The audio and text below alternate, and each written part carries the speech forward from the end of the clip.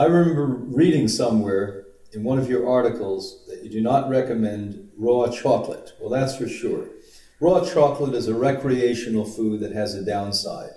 I was surprised, as everything else I have read says that it is good for you. Well, of course, enthusiasts and people who are selling chocolate obviously are going to tell you how good it is for you. Could you please tell me why you do not think of it as good? Well, I'm pretty sure if you got on the Hippocrates website, you would actually see the magazine that I wrote a couple of years ago called False Food and Substances. And in that magazine, I pointed out many of these pop culture trends within the living food community. And the pop culture trend of chocolate is one of the most dangerous because chocolate, raw or not raw, has an awful high amount of stimulant that acts exactly like caffeine in the human body. And when I talked to a scientist here at Florida Atlantic University, he said to me it would be approximately one of the beans that you're taking there, about taking 1 gram of caffeine. So of course why we like these recreational foods is because we're not really ready to do what's right. We're really not ready to eat what's going to build our bodies. We still want to have fun and we want to pacify our addictions. And nobody I know just eats raw chocolate. You put on godly things that are high sugars, like agave syrup with it. Of course, those same people that tell you chocolate is good are going to tell you that's low glycemic and it's not real. The real scientific community has tested agave syrup. And they found agave syrup acts very much the same way that corn syrup acts in the body.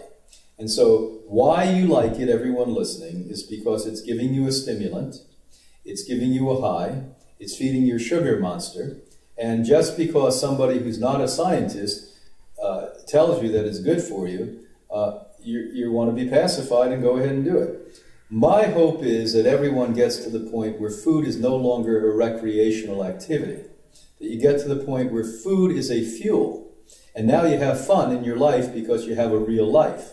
That food is no longer the ritual that gives us a high, gives us a kick, or pacifies a monster. That we eat food, and now we have life. We have fun, we have true recreation, we do sports, we're outside, we're with nature, we fall in love, we have good friendships. That's what life's about. It's not food focused.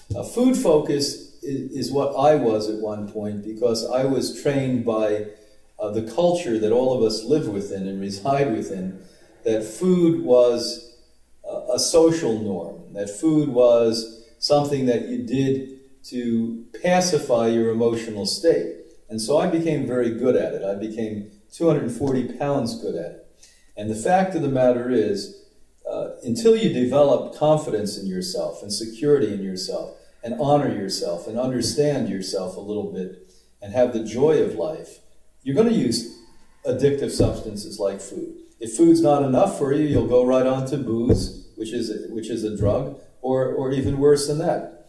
And all of us seemingly today want a sedative to live, including raw chocolate and agave syrup, rather than becoming conscious enough so you don't need any of that, and you're just enjoying yourself because you see the goodness of life.